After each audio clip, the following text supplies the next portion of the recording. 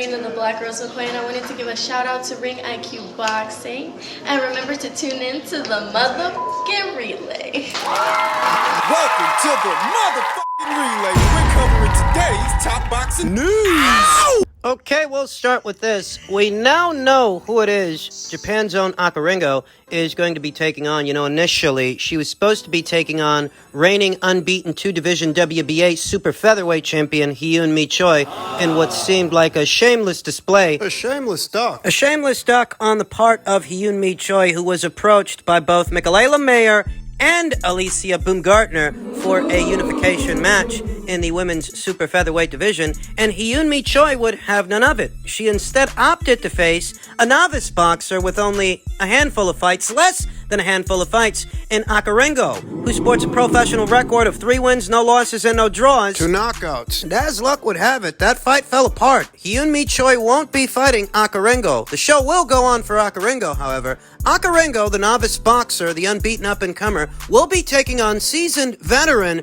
Bomire Shin. Also from Japan. Set to go down early next month on the 4th. Bomire Shin, just like Hyun-Mi Choi, she's a lot more experienced than Akaringo. It seems like Akaringo's people are determined to match her against someone who's a lot more experienced as a professional boxer than she is. Now, granted that Bomire Shin is not a reigning two-division champion, an unbeaten one, like Hyun-Mi Choi is, though all the same, she is a lot more experienced than Akaringo. Akaringo, who's only had 3 professional fights so far. She debuted as a professional in April of last year, and she last saw action in April of this year against journeywoman Yuko Henzon, who's got an upside-down record. Whereas Bomire Shin ain't got an upside-down record. A veteran of 16 professional contests, 16 professional bouts, she's currently on a 3-fight winning streak, having stopped 2 of her last 3 opponents. And having last seen action in May of this year, both fighters have seen action in the last 12 months. Thus, neither fighter has any ring rust or cobwebs they need to shake off. They're about as sharp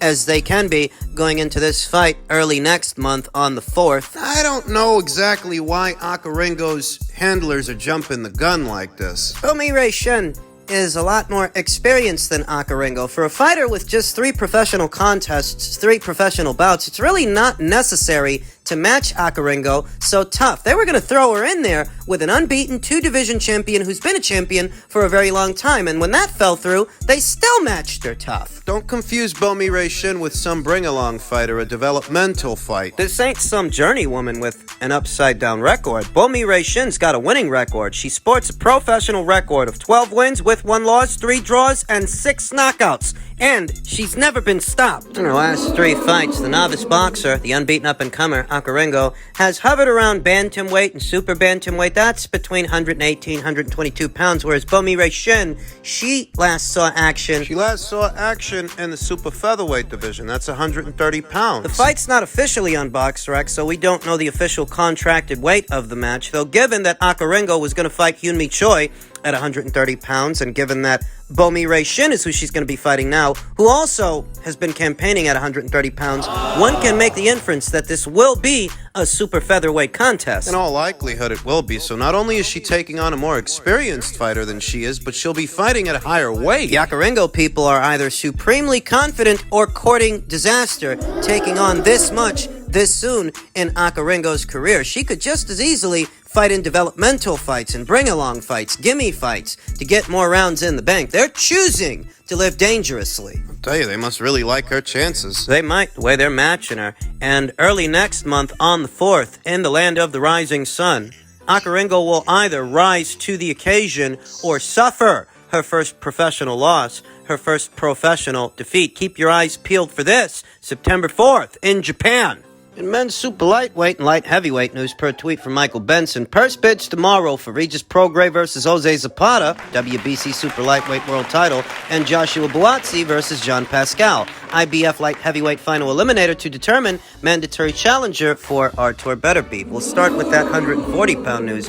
I'd be surprised if this purse bid comes and goes and Top Rank isn't involved. I mean, They've been staging Jose-Zapada's fights thus far. It's my understanding that Jose-Zepada is not an according to Hoyle top-ranked fighter, that he's not exactly under contract with them, and if he's been fighting on the ESPN platform as part of Top Rank shows, it's due to Top Rank's relationship with Zenfer, though he himself is not under contract with them. Regis Prograis, he's supposed to be under contract with Probellum. He's supposed to be one of their fighters, but they ain't got no broadcast deal in this country. They don't have a broadcast partner in America, and ideally this fight would be staged in front of an American audience. Because Regis Prograis is an American national, and because for the most part, Jose-Zepada, he's done a lot of boxing in this part of the world, on this side of the border. So ideally, this fight would be geared towards an American audience. Probellum not having a broadcast partner in this part of the world. That this thing ended up going to a purse bid is curious in and of itself. For negotiations even attempted between Probellum, that's supposed to promote Regis Prograis, and Zenfer, that's supposed to promote Jose-Zepada? Or are they relying on someone else to put a bid in for the fight and let the fight happen on their dime, on their dollar? A Top Rank, for example, or perhaps a Matchroom. You know, outfits that actually have deals with major platforms. Deals with major platforms that can foot the bill for a fight like this, finance it, because I hardly think either Regis Prograis or Jose-Zepada are about to go in there and box each other, two world-class guys, two hard-punching southpaws for peanuts on the dollar, in what's supposed to be a world title fight for the newly vacated WBC title. In fact, I'm surprised that news hasn't broken already. The Top Rank picked this thing up. For the longest time now, Top Rank has had the run of the place at 140 pounds, and two of Josh Taylor's 4 alphabet titles have already washed up on the shores of PBC Island. He's losing his grip on this division, and so is Top Rank. Which isn't a good thing for them, because they do have several prized stallions in that 140-pound show. We know Teofimo Lopez very recently made his 140-pound debut. Both Richard Comey and Jose Pedraza this past weekend, they were up there at 140 pounds, fought to a draw. They've got Jose Ramirez. They've got Arnold Barboza. Very soon, depending on what happens with this upcoming George Kambosos rematch between him and Devin Haney, Devin Haney could be moving up to 140 pounds very soon, and if and when he does, if he's still on the Top Rank side of things, they're going to need world titles, alphabet titles, for all of these guys to fight for. Josh Taylor very recently vacated the green belt. Among several others, and the green belt is the belt that both Jose-Zepada and Regis Prograis are supposed to be fighting for, and it would be a crying shame if nobody puts a bid in for this fight and it subsequently doesn't happen. That's a scenario. I mean, what if nobody puts a bid in, then what? Zenfer Promotions promotes Jose-Zepada, but they're not a big-time outfit like a Top Rank or a Matchroom to where they can finance a fight like this on their own. They stage a lot of shows south of the border, but I hardly think that Regis Prograis is going to fight in a title fight for what they pay guys to fight south of the border. Probellum, which is based out of Dubai, they've done shows there before. They ain't got no broadcast partner in this part of the world, and no broadcast partner means no broadcast partner money, no budget to do the fight in this part of the world. Could they do it in Dubai? Could they foot the bill and do it over there? They've done 2 or 3 shows over there already, though this show does seem like it would be a little bit more pricey, more expensive than the kind of shows they've been putting on. Strange to see two separate fighters that are with two separate promotional outfits have a fight like this go to a purse bid on the premise that they may be relying on some other outfit, a big name outfit, to pick up a fight involving their fighter, their fighters. That might be what they're doing, because if this is set to go to a purse bid tomorrow, that means they haven't reached the deal yet. And I don't even know if they've tried to. You think about the light heavyweight IBF purse bid between Joshua Buatsi and Pascal, an even stranger situation because Joshua Buatsi actually is with a big-time outfit, whereas Pascal, he's not. So if Matchroom wanted to do the fight, it would be a fairly simple situation to negotiate.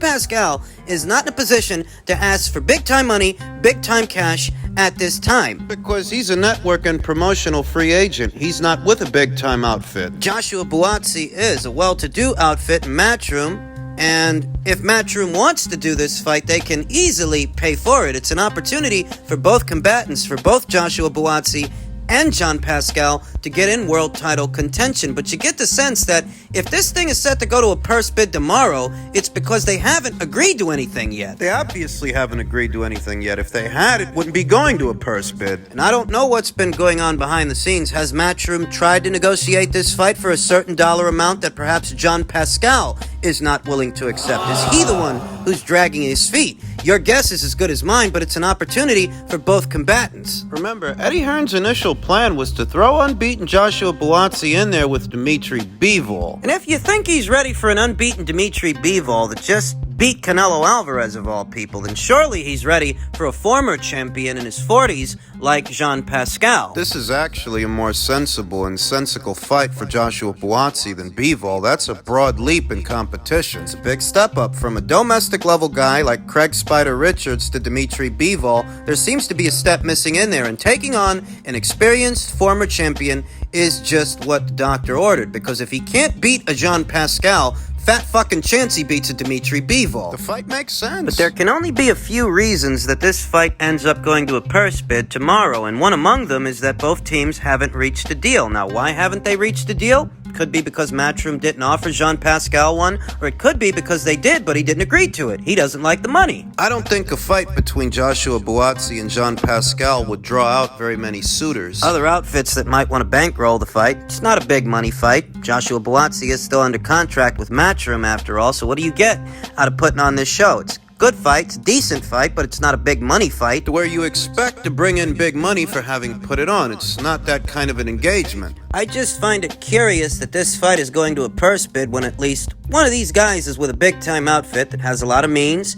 and a lot of money, and the other guy isn't with a big-time outfit. Usually a situation like that is easy to negotiate, but this fight, it's going to a purse bid, and that's interesting. We'll see what happens tomorrow. And finally, in men's heavyweight news, Anthony Joshua's trainer, Robert Gersha, wants him to train in California. This harkens back to that scene in Rocky III when Apollo had him training out of his old gym. On the West Coast, no less. And you know what they say? The West Coast really is the best coast. I told Anthony and his team that the best way to keep working together is if he comes to train in my gym in California 8 weeks before a fight, said Robert Garcia to Izquierdazo. I told Anthony, I need you to be around more fighters for competition. That is what is missing in his gym. The fighters to be competing against each other, where they don't want the other fighter to do more than you. You know, sometimes a tailored approach is necessary, but in this instance, I think Robert Garcia is right. Anthony may have to get out of his comfort zone to find that other gear. That gear he couldn't hit in those two Alexander Usyk fights. He may need to travel abroad and get out of his comfort zone, essentially get out of his own way. Because up until this point, the approach has been more or less a tailored approach. Because he's big business. It happens. It happens to the best of them. No one is to blame. When a fighter has a meteoric rise, like Anthony Joshua's had a meteoric rise, you do tend to end up in a bit of a biosphere. You might, where everything ends up being tailored to your needs, to your wants, so you ain't gotta go nowhere. Everybody comes to you. Everybody has to. He needs a place with other world champions around. Anthony has always been alone in his camps. He didn't have other fighters to train with him. He needs to be in a cheerful environment. He couldn't have tried any harder. A 10 out of 10 for effort, said David Hay to IFL TV on Joshua's performance against Usyk. Judging from how angry he was post-fight, you could see that he gave it an earnest effort. He gave it a go as best as he could. He gave it his all, but he's gonna need more. He may very well have given it everything he had, but he's gonna need more. He couldn't have done any more than he was trained to do. When someone's life is on the line and they're getting punched in the head for 36 minutes, and they had so many emotions going into the biggest event and doesn't do what they dreamed of doing, said Hay about Joshua's meltdown, it's hard to judge someone on their worst moment when they just come through an ordeal. You can't get someone irate and then stick a camera in front of his face and expect to get some poetry, Hay said about Anthony Joshua. I think change is needed. I think change is necessary. Anthony Joshua became a box office draw a lot earlier in his career than some other fighters, likely due to the following he amassed as an Olympian and a gold medalist that followed him into the pro ranks. And he was already fighting for titles at 16-0? He was in title fights ever since he was 16-0. Anthony Joshua's bring-along process wasn't as long as Tyson Fury's. It wasn't anywhere near as long as Deontay Wilder's. Deontay spent 7 years on that process, 7 years on that path. These guys weren't fighting for world titles in their 16th or 17th professional bouts, their 16th professional contest. Anthony Joshua found success earlier than these fighters did. He was fighting for world titles earlier in his career than they were in theirs, and that may have had somewhat of an adverse effect on his development. Based on him being a box office draw and his earning power, before you knew it, he became the kind of fighter that was fighting only once or twice a year. The last 3 years... In the last 3 years, Anthony Joshua has only boxed 3 times. He's been averaging 1 fight a year for the last 3 years, and that's something that I think needs to change, because an active fighter is a sharp fighter. So that does need to change, along with his decorum. I think Robert Garcia is onto something. Whether it's art imitating life or the other way around, this really does harken back to that scene in Rocky 3 where Rocky's already lost the title to Clubber Lang, and his old buddy Apollo Creed suggests that he should come out west and train with him. Get out of his comfort zone, get out of his own way, and broaden his horizons. The West Coast boxing scene really is the preeminent boxing scene in this country. You got a guy that generates as much money as Anthony Joshua, a guy worth that much dough. Everything is tailored. It's all customized. It's all... In preparation for a fight, the preparation seems personalized. Everything's coming to him. Because he is who he is. But now he needs to remember what it's like to be a challenger, what it's like to be hungry, what he was like before all the success came into it. Based on his post-fight outburst, I don't doubt that he was hungry for victory against Alexander Usyk, but it's going to take more than that. Even more than that. We could be entering into the second phase of Anthony Joshua's career. There are some parallels you can draw between Anthony Joshua's career and his old buddy. His old buddy Vladimir Klitschko. You know, Vladimir, he was an Olympian the same way that Anthony Joshua was an Olympian. He won a gold medal the same way that Anthony won a gold medal. And Vladimir, he had a couple of blemishes, a couple of setbacks before he went on to become the authority at heavyweight, the most dominant force in the division early on in his career. He lost one to Ross Purity. He was actually stopped. He went on to get stopped again by Corey Saunders. And when he was stopped in those fights, nobody thought that he would go on to rule the division for 9 years. Unified titles and successfully defend them to essentially become the most dominant force at the weight. Nobody thought that. Not when he got stopped by Ross Purity, and not when he got battered by South Africa's own southpaw, Corey Saunders. Nobody guessed that that's what would end up happening, but that's what did happen. And Vladimir changed his decorum. He cronked things up. Now, Manuel Stewart's dead, and Sugar Hill, he's training his rival Tyson Fury, so he can't exactly cronk things up, but he can change his decorum to find that second gear that he couldn't find in those 2 Alexander Usyk fights. Anthony Joshua is still young enough to start a second chapter, a second phase in his career, and it could start here. Not here, literally. I mean over there in the West Coast. With Robert Garcia, veteran trainer Robert Garcia, who I think is onto something. Get out there to the West Coast. Rub elbows with the Chicanos. Eat food out of a food truck. How about those fucking Dodgers, huh? How about them? Anthony did look better in the second fight than he did in the first, and I think that has something to do with Robert Garcia. Maybe Robert's right. Maybe the answers Anthony needs are out west.